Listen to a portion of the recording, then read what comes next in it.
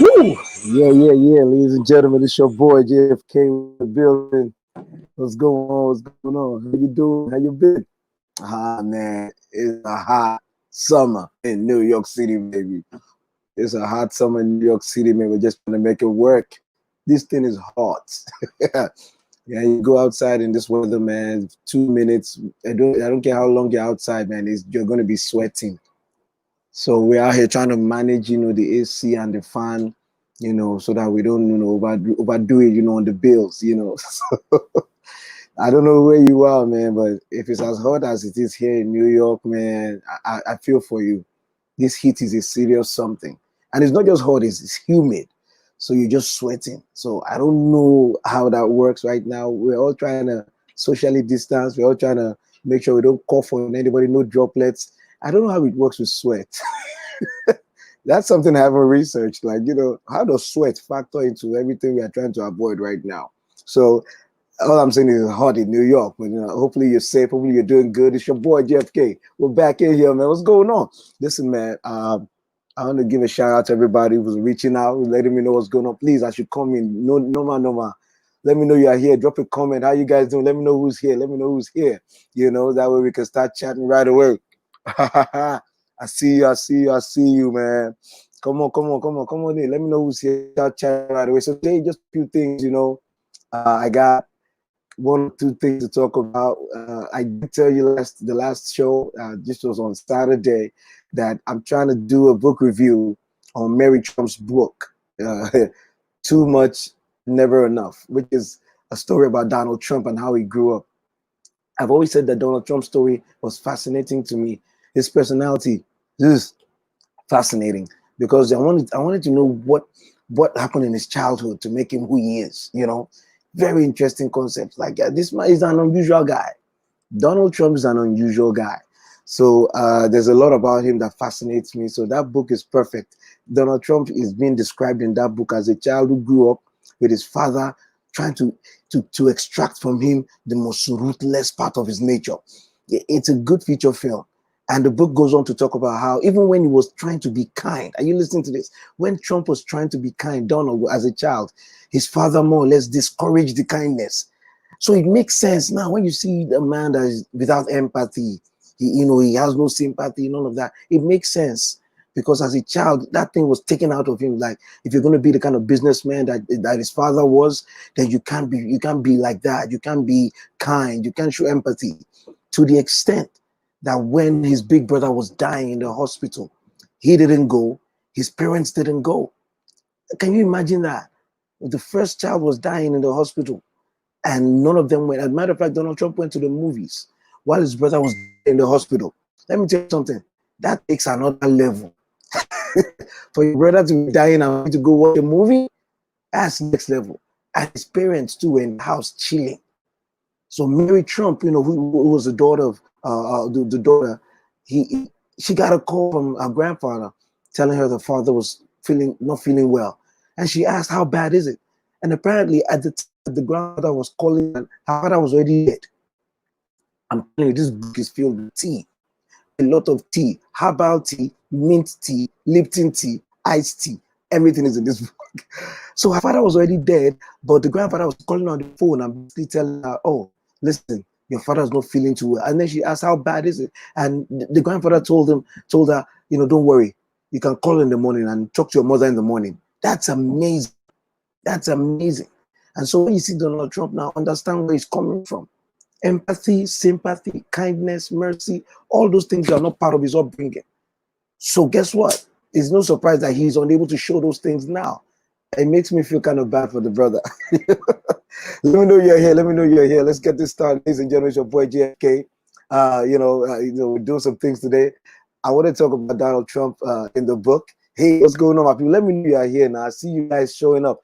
Just follow. Let me know you're here, ladies and gentlemen. Drop your comment. Let me shout you out. I like to know who's here. Hey, my sister is here. Have fun now. Sis, this quarantine is working for you. I'm seeing your pictures. You're looking good, though. I don't know what's going on. Quarantine is working for you. When they leave the ban, when they say we should go out, just stay inside. It's working. IVK, that's my sister right there. Yeah, so we're talking about all this stuff. Now, let me know what you guys think. One of the things we know about, which is on the fire, is this thing that's happening in Portland, in Oregon, where police, I don't know what to call them. I call them secret police because they're kind of force that nobody knows where they're coming from.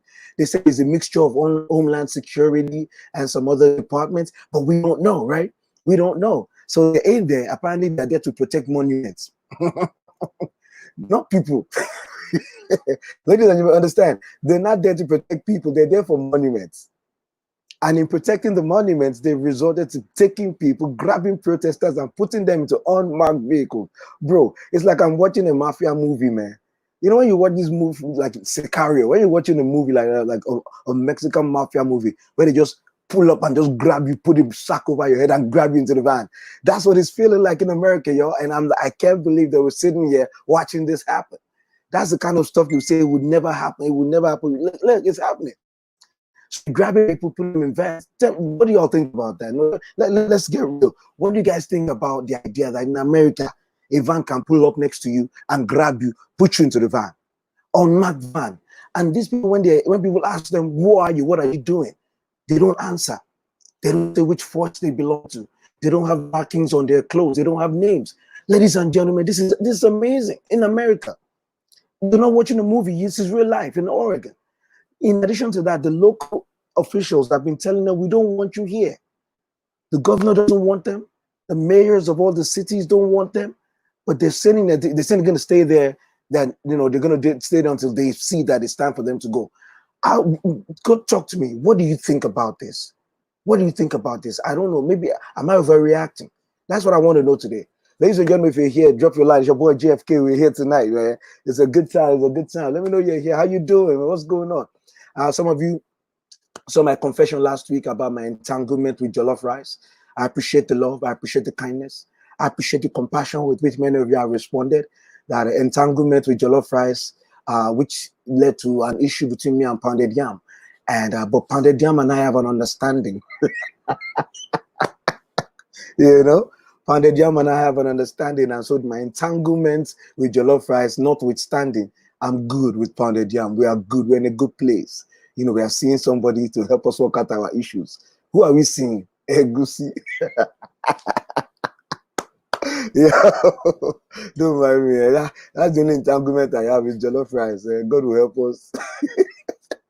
So we're talking about all this stuff, man. Secret police in Oregon. Ladies and gentlemen, let me know if you think this is a normal something. I don't think it's normal. I don't think it's right. I don't think it's right. Let me share something with you right now. You got the federal officers over there in Portland, Oregon. And they're being described as, they're drawing comparison to the Gestapo because they seem to be accountable to no one. Now, don't forget, they were sent there to assist local law enforcement, but they've usurped the powers of local law enforcement. They've pushed aside the mayor, pushed aside the governor, pushed aside all the local police, and they're the ones grabbing people, putting them into vans. Ladies and gentlemen, am I overreacting, or is America not reacting enough? America, don't let them do this to you. Don't let them turn you into this. They can't be grabbing Americans off the street into unmarked vans officially. If they did that as a kidnapping, you have to call the cops. But when the cops is doing it, who do you call? This is amazing. This is amazing. Unmarked vehicles, unregistered uniforms. You're guessing that they're from Homeland Security. We don't know who these guys are. We don't know who these guys are. And then you begin to think to yourself, what happens in an election? What happens in an election when Donald Trump decides that your votes are a protest that he cannot abide?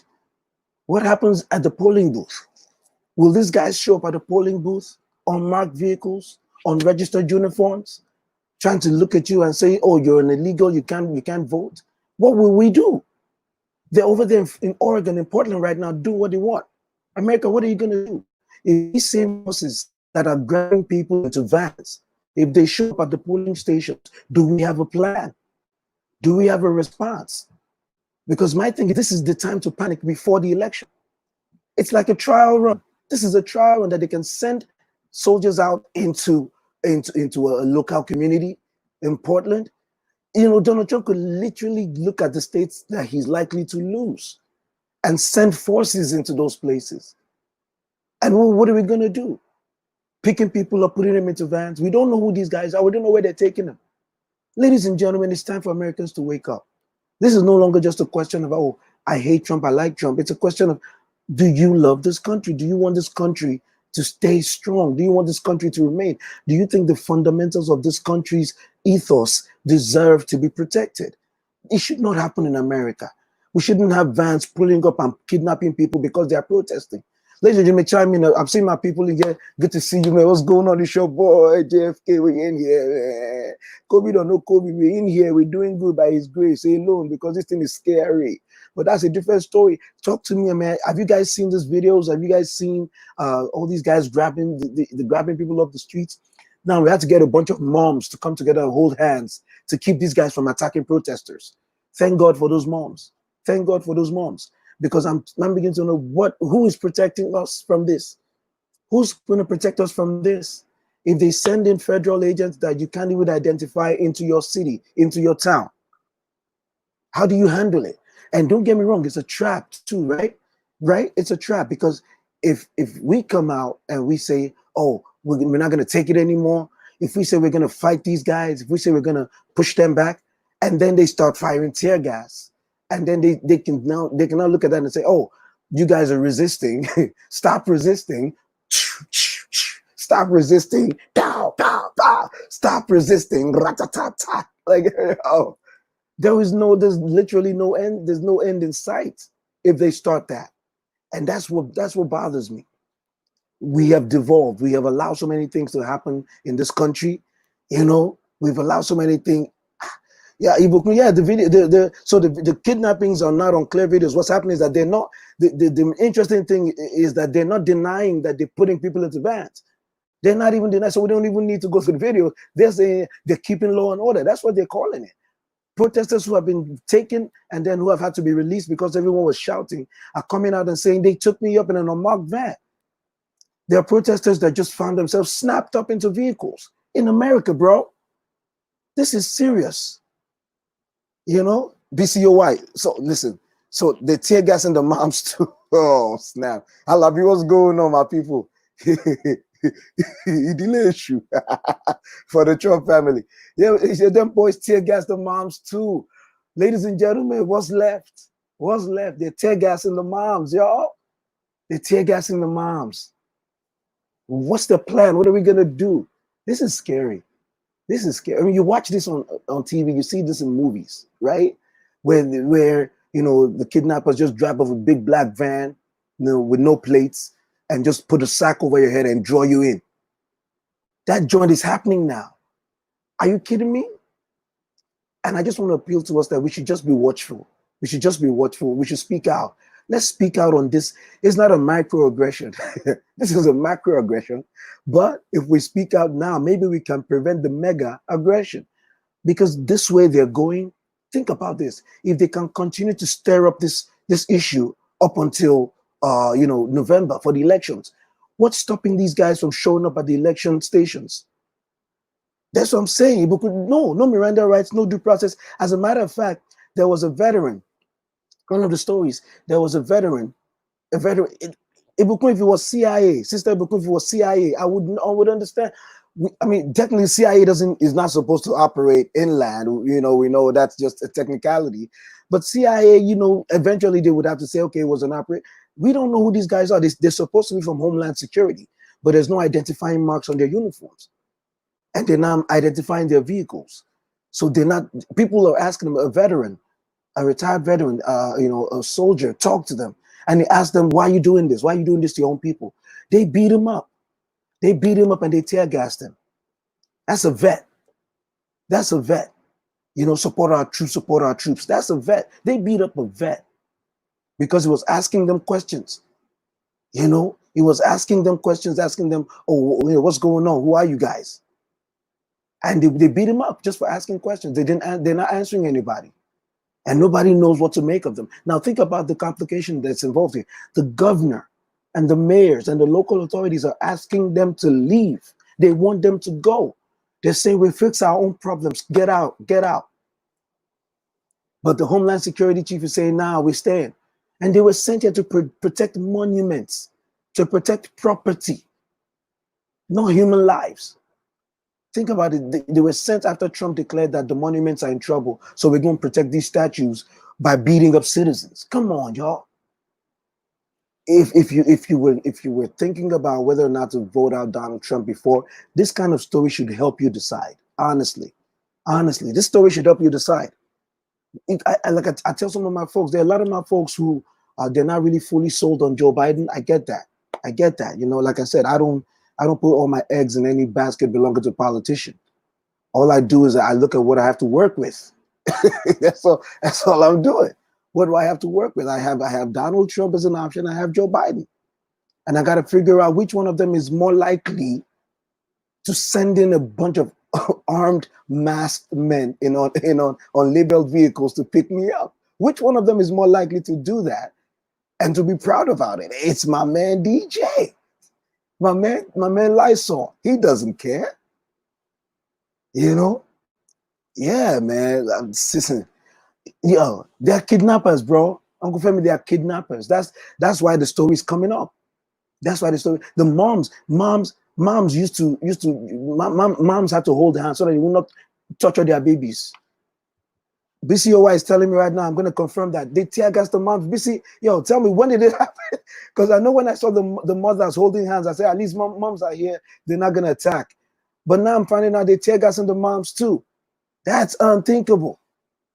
That is unthinkable. So now we got to figure out who will stop them. Who do they respect? Who do they listen to?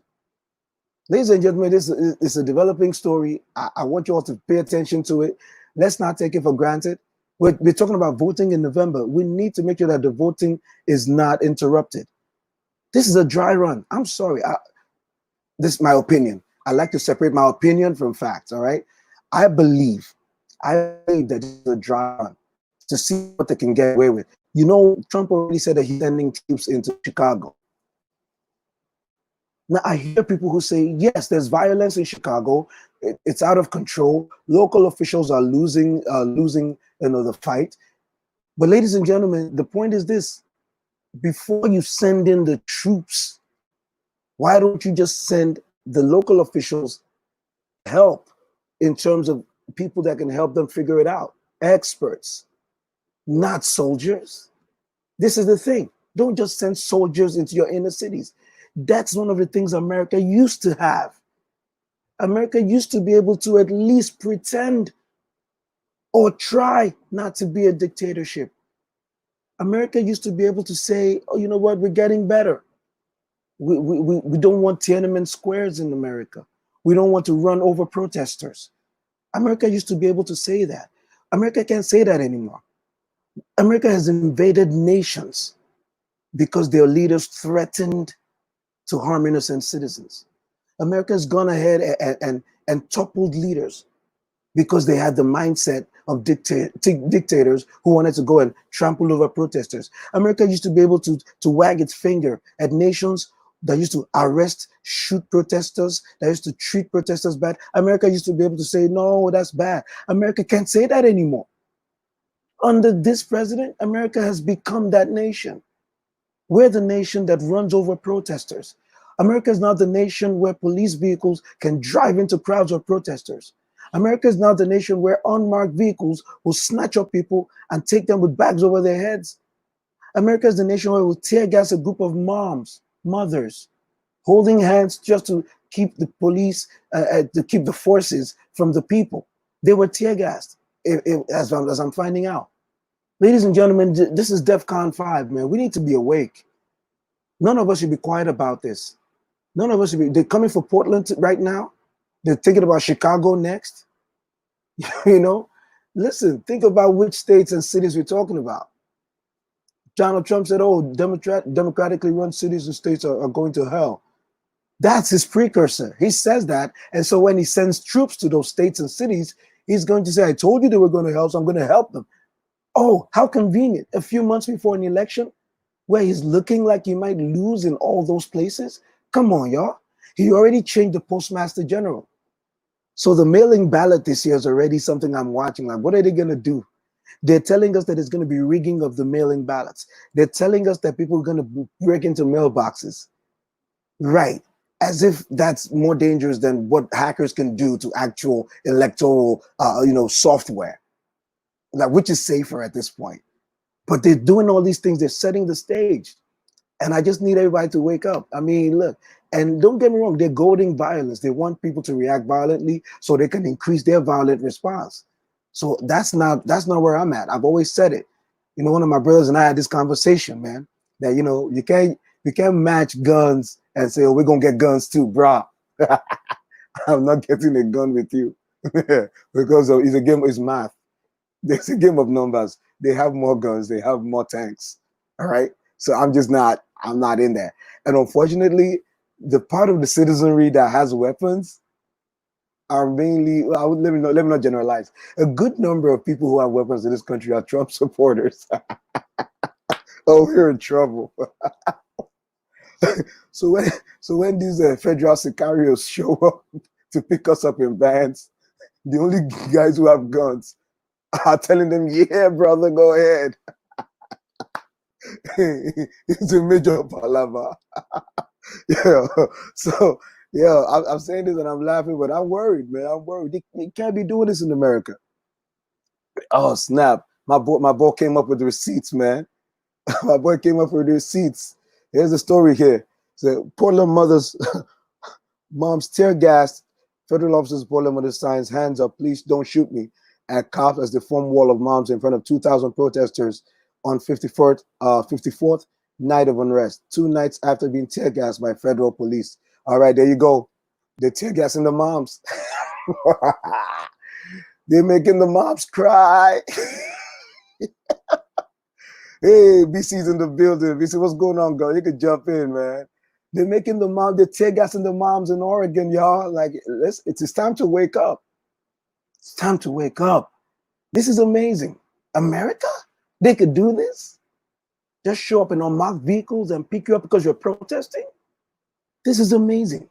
Not just that, they're doing it in a city, in a state where the governor and the mayor is saying, we don't want your help. This is the amazing part. A Republican president, a so-called conservative party president, who should be all about states' rights, is sending his people in against the will of the governor and the mayor. Now, don't get me wrong. I am well aware that in the past, federal action has been required to force compliance with a Supreme Court ruling, Brown versus Board of Education. And that's why in my post, I made the distinction. If the feds were coming in because the state governor or the governor or the mayor were basically violating a federal ordinance or federal law or Supreme Court ruling, then that would be precisely within the law for them to do. It would be lawful if they followed the protocol. But that's not what we have here. What we have here is a unilateral decision by the executive, federal executive, to send in a group of federal officers against the desire of the governor. The governor and the mayor don't want these guys in their city, in their state. But they're there against the will of everybody in the state and the city. And now they're arresting people in unmarked vehicles. The unrest is getting worse because now you're literally making people feel like they need to fight for their liberty. And so, ladies and gentlemen, is this America? Is this really America? This is amazing. It was bad enough during the protests where people were getting run over. They're running people over with cars. Those are the things that used to make America at least admirable. We used to look up to things like that in America. Like, well, at least in America, this won't happen. America was never perfect. America always has issues. But in some areas, America had this thing where you just believe that it's going to be all right. America is better. We're losing that under this president, under this administration. Wake up, people. This is not a drill. This is not a drill. Well, for them, it's a drill. It's a dry run. They're trying these things. If we send soldiers to Oregon, let's see what will happen. On election day, if they send these guys to a polling booth, I mean, I don't know what you're gonna do. What are we gonna do? What are we gonna do? This should not be. My man Ryan is in the bit. What go on, youth? Everything good, brother. Ryan, I'm telling you, man, this is not a, this should not, I mean, we've said this about Donald Trump's presidency from day one. The number of things that Donald Trump and his people have done, to which our reaction has been, this is unacceptable. This is unprecedented. This is impossible. This is not America. This shouldn't happen. Donald Trump's presidency has been a long marathon of things that shouldn't happen in America. That's what he is. You know what I mean? And that's why when you, and I was at a certain point where like, there's no point discussing what he did wrong. There's no point talking about what Donald Trump is up to, because at this point, nothing is new. But this, I mean, every time I think it can be worse, this is horrible. Ladies and gentlemen, I want you to really think about what this does to the rule of law. If they can send just soldiers, he's deploying soldiers, he's deploying officers, Homeland Security, all in the name of Homeland Security. They're deploying military soldiers, everybody. They did this in the march in Washington, D.C. The day he held the Bible upside down for his photo op, he sent in all these unmarked officers to clear the square. Peaceful protesters getting tear gassed. They tear gassed an Australian reporting crew indiscriminately. And people were trying to figure out, who are these guys? Are they Washington PD? No. Are they DC PD? Are they the White House security detail? We don't know. This is the most dangerous part of this thing. We don't know who these guys are. So how do you report? What's the accountability? What's the chain of accountability? If you don't know who they are, how do you question them? Who do you ask? Who do you punish? Who do you I don't know, who do you complain to? When one of these guys pulls up and puts you in a van, like mafia, like the Mexican mafia, like the Italian mafia, like the Nigerian mafia, they exist. They just like to do their own stuff, online. Hush puppy alpha. No, I digress. Yo, bro. Like, yo, come on, America. Get serious with this, man. Get serious. And you know what it is? Donald Trump is watching his election prospects slipping away. Donald Trump is realizing that Americans may not bring him back. Donald Trump is realizing that Americans may not bring him back. BCOY, yes, what's up? The fact is that the president is getting away with murder in every aspect of the word. And that's the least of our problem in America. Elected officials letting him get away with it is a major issue. I had a whole thing about this. I had a whole show about the enablers. Those who have enabled this man to get away with bloody murder. Some of them are waking up and realizing they're going down with the ship with him. Some of them are realizing they may not survive this. Electorally, they may not survive this, because people are beginning to say a pox on everybody connected to him. And so some of the Republican officials are beginning to speak out. Florida, Texas, Georgia, all those states that followed him on the reopening, many of them are beginning to turn their back on his suggestions. Many of them, that's why he's talking about masks, because all the governors that used to be behind him are now saying, we're not listening to you no more. The governors are meeting themselves now. The governors are meeting with Fauci. Apparently the governors are reaching out to Mike Pence. Did you hear this? The governors are reaching out to Mike Pence because he's more reasonable and they can talk to him about getting federal help for their COVID-ravaged states, because they know that President Lysol has no solutions. That's weird. Now, he's President Lysol, but he has no solutions. So they're not talking to him anymore. BC is exactly right. BC, yo, Trump has exposed America's behind. Oh my goodness. Guys, chime in on this. Talk to me about this. Talk to me about this. America, what is America looking like now? What is America looking like now? What is America now? What is left? On the international scale, we pulled out of the WHO. We pulled out of the climate agreement. We've been attacking NATO. At the United Nations Summit, Donald Trump was just put aside on his own. At the G7, laughed at him. The President of the United States, they giggled, they laughed at him. Like he was a weird kid. America? Iran just issued, an arrest warrant for the American president. I know they're crazy, but It just feels like it's open season on America. You can say whatever you want to America now. You can just say, hey, America, in Nigeria, they wanted to call like, a dog. You'd be like, bingo, you suck your teeth. America's like that now. I heard that the Bahamas said Americans can't come into their the Bahamas doesn't want you, America. Nobody wants America. They don't want you to fly into their countries. Europe is saying, America, stay away from now. Are you kidding me, bro? In the space of 3 years, in the space of this man, I predicted this. I have posts going back to 2017, 2016, where I asked the question, is it possible to declare bankruptcy on a presidency? I have that post. People saw that post. I said, this man will have to declare bankruptcy on the country. When I was saying that, I did not know how bad it could get. I'll be honest. All I was saying is that this is a man who has bankrupted everything he's ever touched. Everything he's ever touched is bankrupted. All the people that have ever worked for him, all his acquaintances that were ever close to him, something happens to them. People go to jail for him. People lose jobs for him. People lose respect. There is no reputation left when you work for him. You leave his White House and you're a pariah. You leave this man's White House and nobody wants to touch you for any gigs.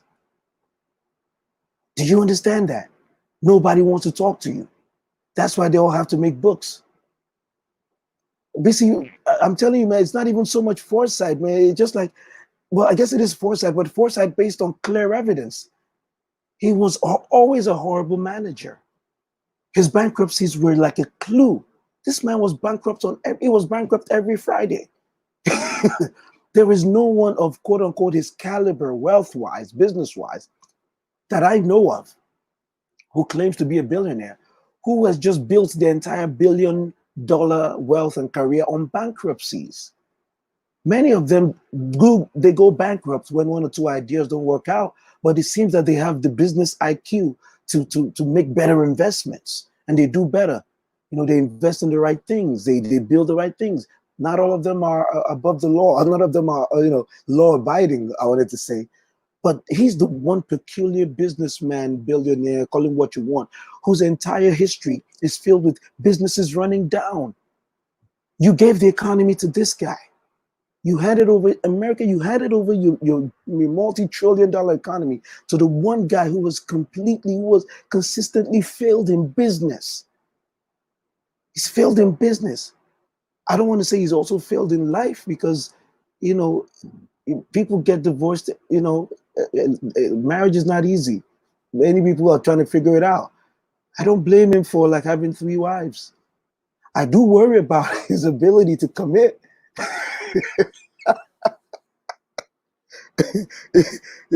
It's only relevant because we're now seeing it replicated in how he's dealing with us. There's a report in the White House that he's bored with COVID. That's why he doesn't want to talk about it anymore. He's tired of hearing about COVID. He wants to move on. That's why he's talking about reopening schools. He wants to move on. He wants to reopen the economy. He's bored with Corona. Can you imagine this? In the meantime, there's 140,000 Americans gone. He had the nerve. Oh, did y'all catch that interview with Chris Wallace? Oh my goodness. He had the nerve to be arguing with Chris Wallace about his handling of Corona. And then when Chris Wallace told him about the thousands of infections, he had the nerve to ask Chris Wallace, show me the death chart. Show me the death chart. And Chris Wallace initially said, I don't have it, but I can tell you it's 1,000 a day in the last, it's been 1,000 deaths piling up across all the states that are having the spike. He had the nerve to say that's because we're testing.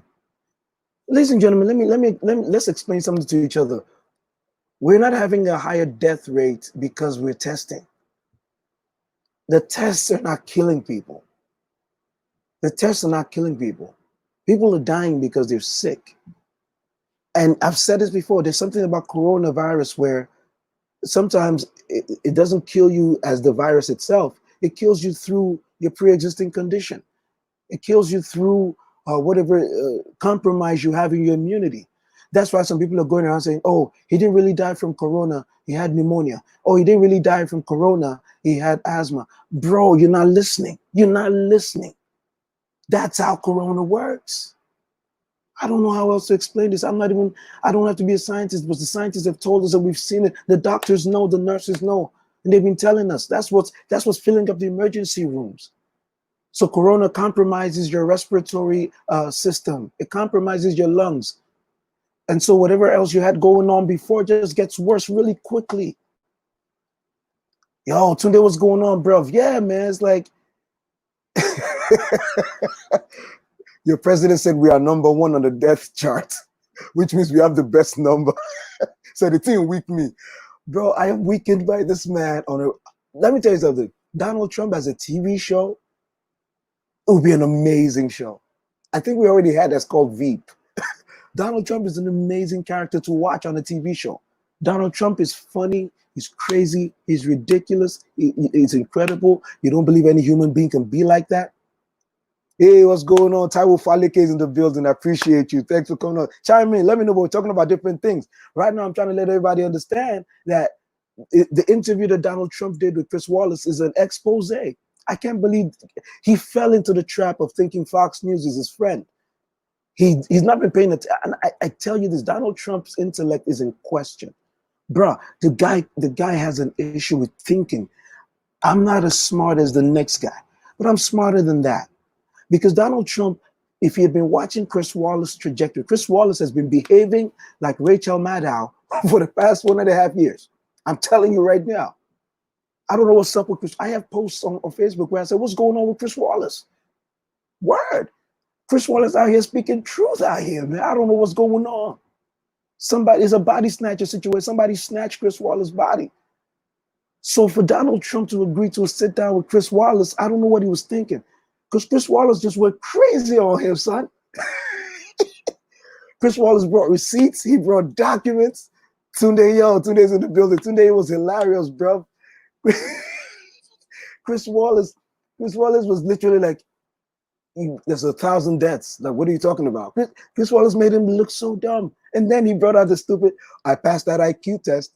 Nobody can pass that test. And Chris said, I took it. Yeah, they got to fire Chris Wallace, man. I'm done with that.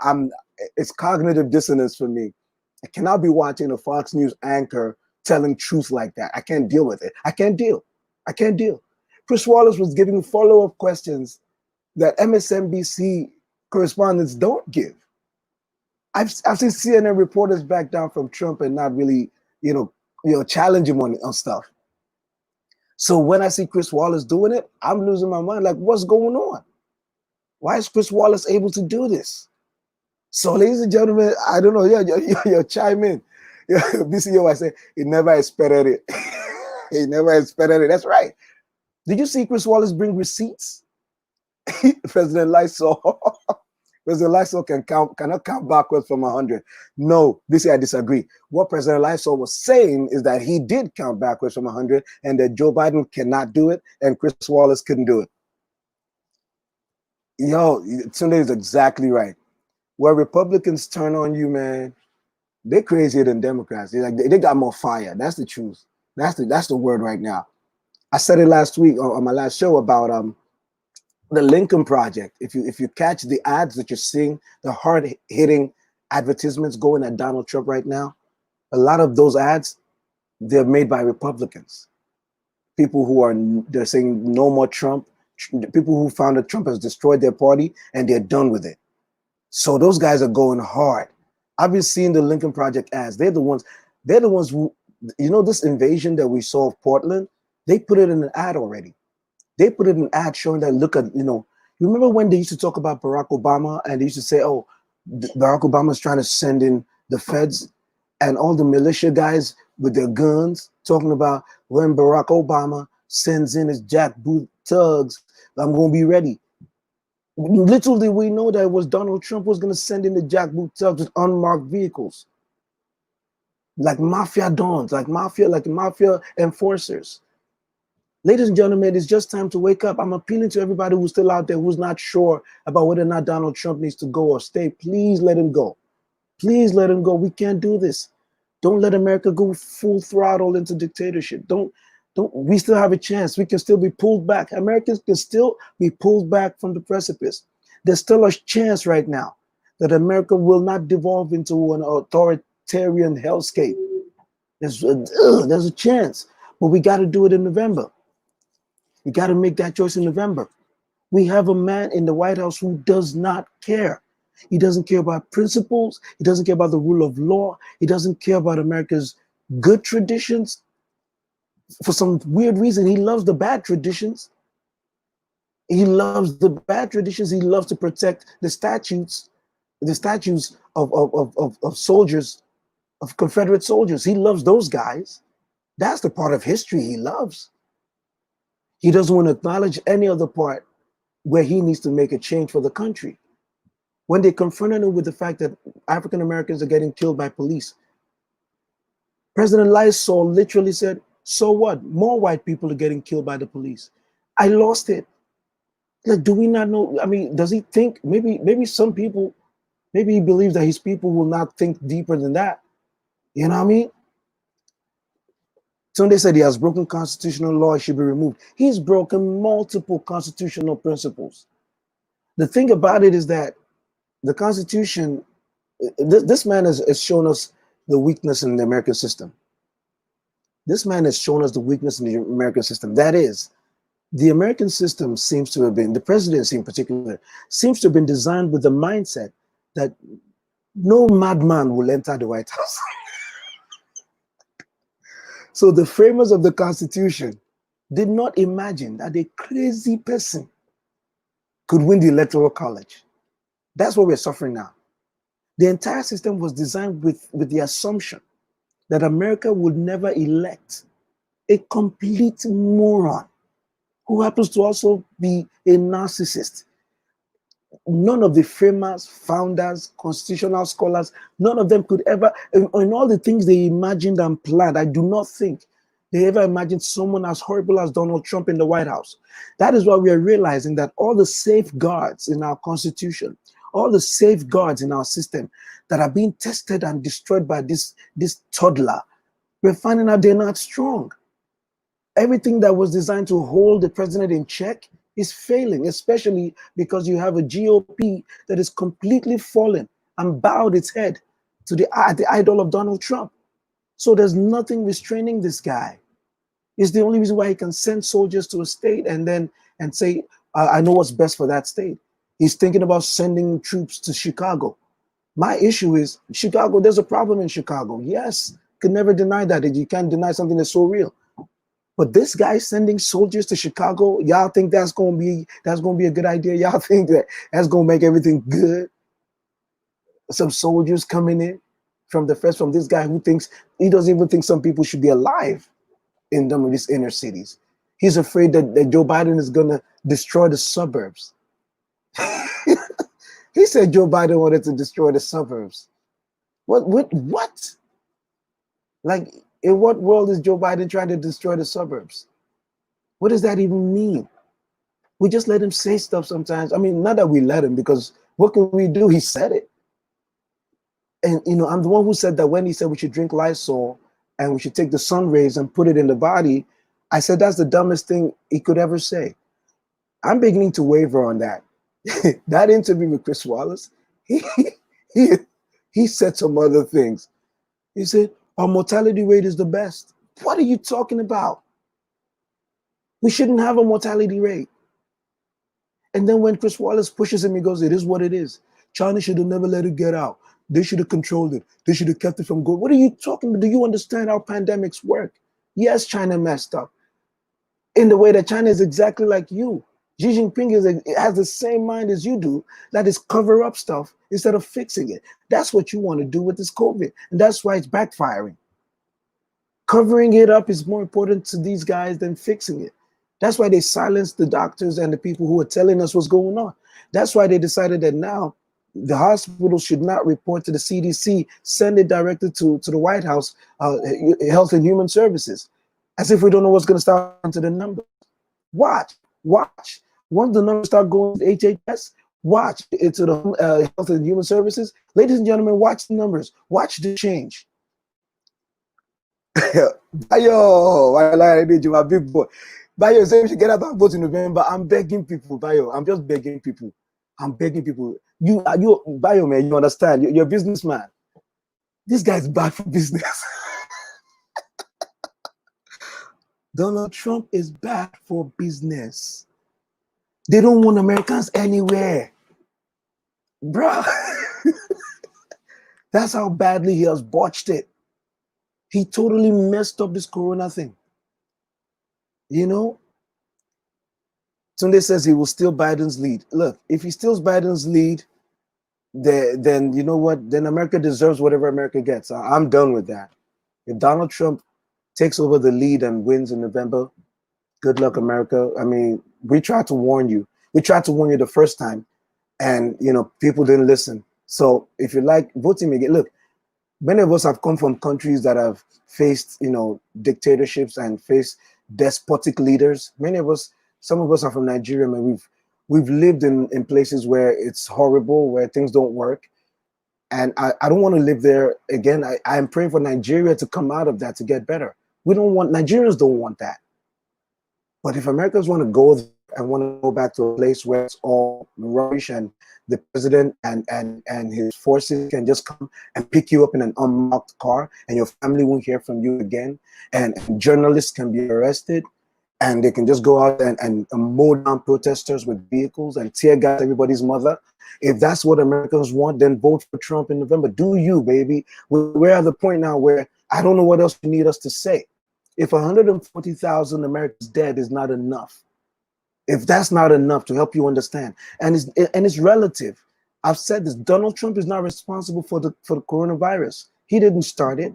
Donald Trump, it should not be held responsible for the existence of corona at all. No leader should be. China bears responsibility for all the things they did wrong when they first showed up in their country. China is responsible, but Donald Trump is not responsible for corona. None of the other leaders of the world that had to deal with corona are responsible. What they're all responsible for is how they reacted. They're all responsible for how they dealt with it. They're responsible for how they dealt with it. You know, and that's oh my man, Ryan Sharp is in the building. Donald Trump didn't start corona, but like all the other nations of the world, the leaders had the responsibility to figure out how to stop it. That's the job. I've also said this about nations like Nigeria. A lot of times when I have conversation with my people about Nigeria, good ladies and gentlemen, I love how you guys just chime in. Let me know what's going on. Let me know what's going on. In Nigeria, I had people telling me, "Oh, I'm so critical of the government, and don't I know it's not easy to be president in Nigeria? Don't I know the problems in Nigeria are so heavy that people can't solve it?" And I said, I get that. I understand that. My problem is don't run for office. Ladies and gentlemen, my problem is don't run for office. I don't want to see you campaigning for president as if you don't know that Nigeria's problems are great. What part of Nigeria's problems are a surprise to somebody who runs for Nigeria's office? Explain that to me. If I run for presidency in Nigeria right now, can I really claim that I don't know how bad Nigeria is? If I put up a flyer saying vote for me for Nigerian president, can I really come out and tell you guys that when I become president, can I come out and say, oh snap, I can't believe how bad it is? I can't. Because one of the reasons you're running must be that you understand that the current leadership is not doing it. So we can't pretend like that. So that's why the thing with the country now is Donald Trump did not start corona, but one of the things about being the leader of a nation like this is that you have to do the work. That's where Donald Trump's laziness comes in. And the little I've read about from Mary Trump's book, it shows it. Donald Trump has been incompetent all his life, but he's been surrounded by a network that makes it easy for him to skate away with it. Donald Trump has been rubbish. He's been a rubbish manager all his life, but he has a network built around him that helps him to sustain and maintain, to make it look, to hold on, to make it look like he knows what he's doing. That's why it's been difficult to catch. That's why he keeps getting away with stuff. And he's found that network in the GOP. He found that network in the number of sycophants that are willing to come from Fox News and enter into his administration. This is how you know Donald Trump is really horrible. This is how you know he's horrible. Even the people that praised him on Fox News and got into his cabinet, that got into his administration, people like John Bolton, even those people, when they got there, they were shocked at how rubbish he is. John Bolton was shocked at how rubbish Donald Trump was when he got there. General Mattis was shocked to find out how rubbish this man really is. Dr. Fauci has just found out how rubbish Trump is. Deborah Birx is about to find out how rubbish Trump is, because they're throwing her under the bus. Did you see this? They're sending articles out saying that it was Deborah that kept telling everybody in the White House that it's going to be all right. Get out of here. Get out of here. Like, oh, yeah, Deborah is the reason that Donald said it's going to go away in April magically. Yeah, that's right. Get out of here with that. It's not Deborah. Deborah probably did that because that's what Donald wanted to hear. We know he does that. You don't tell him what he wants to hear, you're gone. That's why Fauci is no longer in front of your TV. And so everybody who gets close to Donald begins to realize the thing that Mary Trump says in her book. Oh my goodness, he's empty. He's entirely empty. He knows nothing. And he's extremely selfish. And I want, ladies and gentlemen, let's just think about that. This man should not be anywhere near that White House chair. He should not be anywhere near the. Did you see him selling beans? America, you have sunk so low, man. America has sunk so low. They're selling beans on the Resolute desk, bro. Goya beans. The White House is the Oval Office. They put beans. They put Goya products.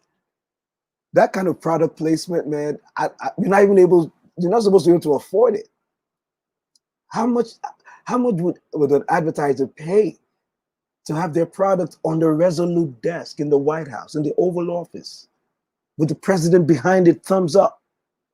I mean, that kind of endorsement, even from a rubbish president, is not supposed to be possible from the White House.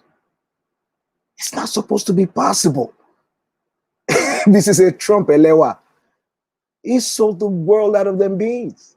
He was smiling. He had his thumbs up like, yo, from that commercial, man, you should go out and rush all the Goya products. Ladies and gentlemen, this is ridiculous. This should not be happening. This should not be happening in this great, great nation. We need to talk to each other. We need to look. I mean, my boy Tunde is giving me that info right here. So Tunde, I mean, I see what you're saying with the, you said Kanye will take Biden's votes. Let me throw it to everybody. Do you guys think Kanye is going to take votes from Biden? Do you guys?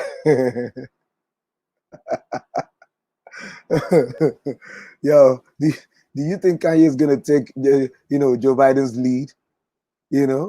I mean, hey, doctor, my doctor said anything is possible with this man. Bro, you're exactly right, sir. Dr. Badru in the building.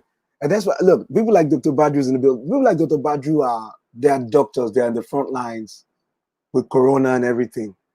You can't trick them with conspiracy theories. They're dealing with this stuff. That's what annoys me when people try to play games with this. I still see people trying to downplay Corona. I still see people trying to bring up scenarios to make it look like, oh, it's a setup. Yeah, it is. It's a setup by a virus that's killing us. What are you talking about? And now the president is beginning to realize that denying Corona is not working. Now he's talking about masks. This thing, February, March, April, destroying America. We're in July. President is just now asking people to wear masks. Really? Oh, all of a sudden that's a good idea now, Mr. President? President Lysol? I thought you just wanted us to drink Clorox. Oh, but masks are okay now, Mr. President? Are you kidding me? Do you know how many people believed you and listened to you and didn't wear masks? And made fun of those of us who did? And went into stores and shot people who told them to wear masks? Do you understand that you created a movement of anti-maskers? President Lysol, do you realize that? Do you know that some of the people who have gotten sick and even those who have died can be traced directly to your inspiration for people not to wear masks? Do you realize that? Does the president realize that in Florida, in Texas, in Georgia, Arizona, Oklahoma, does he realize that his posture on COVID, on masks, is part of the mix that led to people going out there and not caring and just and doing things? Does he realize that it was because of his posture that people went out and say, fire Fauci in Texas? Does he realize that now that people are realizing that death is real from corona and that he's telling them to wear masks is a little late for some people? This is amazing. This is amazing. When incompetence at the highest level leads to the loss of lives, the debate should be over. It should end. We should not be having a debate anymore about Donald Trump's fitness for office. If nothing else, if we forget everything else he's done wrong, if we overlook everything else he's done that's horrible, if all we look at is how this coronavirus has been dealt with, then Donald Trump should be out of the office today. It should be gone today. 140,000 Americans are gone. And not every one of those people had to go. Not every one of those people were destined to die. Not every one of those people, not every one of those deaths were inevitable. I refuse to believe that. I refuse to believe that everybody who died on this coronavirus situation, that there was nothing that could be done. Because I was sitting here in February and March begging people to take it more seriously because the president was telling people that it wasn't a big deal. I was shocked. One of the reasons I started doing FB Live videos was because I was shocked. It's bad enough that people were peddling conspiracy theories everywhere online, but that the president of the United States was up there just making things up and defying scientific information. And I was worried at the time because I was thinking to myself, a nation that's going to reopen in June and July will take the serious steps it needs to take in March. That's the way I saw it working. That's the way serious nations did it. All the while we were debating whether or not masks were needed, serious nations were wearing masks. All the while we were talking about whether or not we should liberate Michigan, liberate Wisconsin, serious nations had all their states closed down together.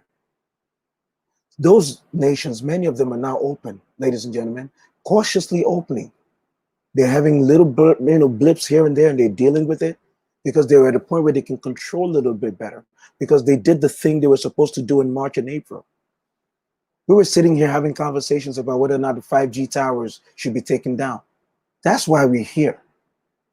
That's why we're just experiencing a fresh spike in America, not a blip, not a flare-up. An entire tsunami. More states are getting their spikes. That's why we're here.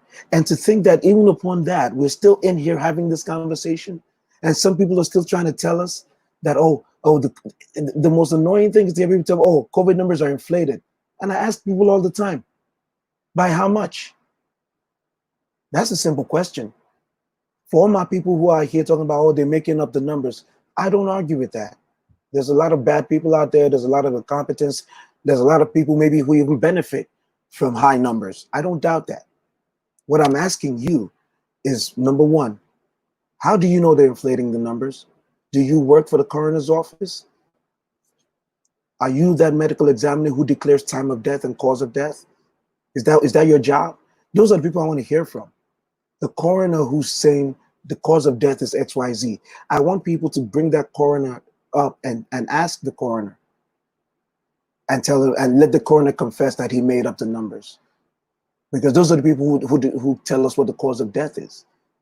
If you're saying they're inflating the numbers, I want you to do the investigation. I don't like lazy conspiracy theories. That's my pet peeve. I don't mind a good theory once in a while, but do the work. Do the work. Get off your couch. Do the work.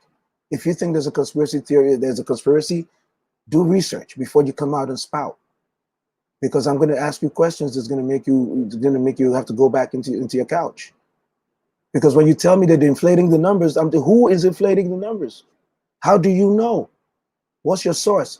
And don't show me YouTube videos of one or two people just sitting there and just so, yeah, I'm no. I want figures, I want facts, number one. Number two, if they are inflating the numbers, by how much, by how many? Right now, we're saying that in America, 140,000 plus people are dead from coronavirus. You telling me that's a fake number? Fine. What's the real number, bro? What's the real number, sis? You can't answer that question. Then I don't want to hear from you because you're telling me not to accept a number that is being given officially from experts because you're telling me don't trust experts. I don't have a problem with that. A lot of experts have gotten some things wrong. That's not the issue. But what I like to do is take what the experts are telling me and match that to what I know, mix it with some common sense, and do some kind of a multifaceted investigation in terms of just making sure that my sources are authentic. That's all I can do.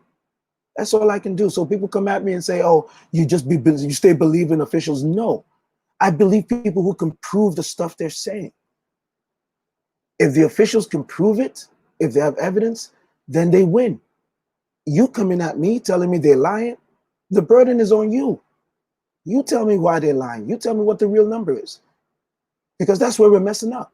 You and I are having a debate about inflated numbers when New Zealand is literally just giving PPEs to its doctors and nurses, is having everybody wear masks and having the vaccine developers getting all the support they need. Doing the research, they're not touting chloroquine, they're touting remdesivir because it's having the better results. That's what serious nations are doing. So I'm just tired of this conversation. They're faking the numbers. Oh, they. Who are they? Because trust me, a lot of people are dying from this, and they're not all just minorities. Yeah, a lot of minorities are passing away, but a lot of the elderly people passing away are not just black people. This 140,000 number, it's not all black people. It's not all rich people. It's not all poor people. It's not all women. It's not all men. It's not all elders. It's not only just young people. Everybody's going in here. So before you spout this thing, I just need you to have more information. Well, better still, I would like you to focus on the bigger issue, is that how do we get rid of the virus? Instead of you downplaying it, let's fix it. Let's solve it. Vaccines are coming out. They're almost ready with the vaccines. Let's push for that. Yay, vaccines. Remdesivir is working in treatment. Let's get more of that. What else? What other treatments are available? Let me get some comments in there. I was going in a little bit. BC, we're gonna get back into Trump, and winning and stuff. BC, I sent you the link. You can jump on if you want to. Listen, look, it said if Femi Badmus, my brother's in the building, said if most major world powers are opening up, then it means they did the right thing, and we did. That's what I said, brother. That's what I said in my last episode. If your neighbors are opening up and you can't, ask yourself what you did wrong. And stop giving excuses. Donald Trump out here on Chris Wallace talking about China. China. The European nations that are opening up, they're not waiting to talk about China. The virus came from Wuhan. Yeah, but it's here now. It's here. This is where we need to deal with it. My big uncle is in the building, Dr. Badru. I'm a medical examiner and can confidently tell you that the numbers are underreported. Here we go. Dr. Badru says we attribute cause of death to other conditions, acute respiratory failure. We got pneumonia. That's it. That's it. That's it. And you see what I'm saying? That's a doctor. That's a doctor I know who's in the field. He's doing the work. I'm tired of it. You get out of here, man. You're just sitting on the couch talking about numbers. You're just in your couch over there, eating Cheetos, telling me stuff like you're a doctor. And if you're a doctor and you're telling me it's underreported, tell me it's underreported in your area, in your hospital. Because I'm listening to the other doctors who are telling me that if you're telling me that it's overreported, I'm listening to doctors telling me that it's underreported. The people who are dying that they're not even getting, we don't even know what it is, but it is corona. And that's the thing I have with Nigeria too, man, because Nigeria be telling me, oh, they say there's corona, but we're good. Although people dying though, but it's not corona. Like, why are we deceiving ourselves? You had governors in Nigeria having mass graves of people who died within the space of 1 week. And they literally got on TV and started telling us it was malaria. And my question is, which malaria? The same malaria that all of us had growing up, that we used chloroquine and we came out of it. All of a sudden, that malaria just killed 600 people. The same malaria, and it waited until COVID time to kill them. You know, so malaria waited until COVID time to kill them. Let me get some good news in the building here. BCOY, what's going on? My New York governor said I should tell y'all something. Phase 4, baby. New York is in phase 4. I can't handle it. I'm still staying inside. BC, I'm gonna let some other people test phase 4 first. I'm sorry. I'm sorry. They will not use me to do sacrifice. You guys do phase 4. Let me like 2 weeks. Let me. I'll be here. But seriously, congratulations to New York. But don't pop no champagne. Tell Governor Cuomo to take down his stupid poster celebrating the defeat of Corona by New York. You need to take that poster down. That's rubbish. This is not something you celebrate, bro. This is something for which you're humbly grateful. And you continue to fight and do the smart things. That's what you're supposed to do. Because LA County in California right now is a problem for me. Is a problem for me. Because their narrative is slightly different. California in general was a model at the beginning. California generally, Governor Newsom, they shut it down. They did the right things. But it seems like they got too comfortable. They saw the sunshine and everybody started going out with no masks. So now LA is looking like Florida. Looking like LA County is looking like the state of Florida. So that's my cautionary tale for New York. You hear me, New York? Calm down. Don't pop no champagne. Open up phase 4. Let's get our businesses back. Let's be smart with it. All the big retailers say you should come with your mask. Let's do that. Do that. New York, don't be out here. Don't be out here misbehaving. New York, you listening to me, y'all? You know what I mean? New York. BCOI. New York recorded the first 0 deaths in a day from COVID since March. That's a big deal. That's a big deal. It's a blessing. It's a blessing. Because from day one, the problem with the response of the president has been they've never put people's lives first. That's what we're still having right now. Did you hear one of the, I forget, somebody remind me, there was a governor that literally just said, the kids will get over it if they get sick. Let's open the schools. They'll get over it. And like I keep saying, who are these people? What kind of people are these? He literally said the kids will be fine. They can get sick for a day or two, they'll be fine. Donald Trump on Chris Wallace interview talking about how people they're fine. They're just sick for 1 day. Donald Trump, they're just sick for 1 day? Is it a good thing to be sick? Is it fun? What is all this conversation about falling sick as if it's desirable? You're out here telling us that people will be sick and they're like, yeah, but it'll be for a while. This guy said that the kids will be sick for a few days, but that's okay. You want your kid to be sick for a few days? Are you a father? Are you a mother? Are you a mother? I don't know about you as a parent raising kids. If your kid has a temperature, you're not all right. Talk to me, y'all. If your kid, you don't even have to be a parent. If your brother, your sister, your sibling, someone you care about, if you see them and they're looking down or tired or sick, it's like, are you okay? And they're like, I don't know, I got this. You don't, it's not a good thing. Look at all of them talking as if, being sick is not, they've made it, you see, and that's why the narrative is horrible. They've made it look as if death is the only thing we have to worry about with Corona. Death is the ultimate thing, is the most horrible thing about Corona. But Corona is making people sick, and some of those sicknesses carry permanent injuries. Some of those people's internal organs are scarred. Some of those people have to live with some new levels of medical threats. You know, that's what I'm saying. Like, you know, people, that governor said, "Oh, the kids are gonna be okay." I'm sure you guys. Please, somebody remind me if you know the story. It was recently one of the governors, I forget which state, and he said, "Oh, the kids can be sick indeed, but they'll be fine with it because the studies have shown that the kids they can survive it." What do we talk? Why? Help me, people. I subject your kids to something just because they can survive it. How about not get sick at all?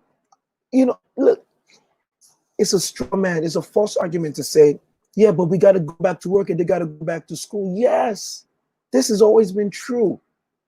We need to reopen. We're suffering. Businesses are suffering. We're losing money. We're losing livelihood. It's a dangerous situation. However, none of those things match what Corona's doing to people.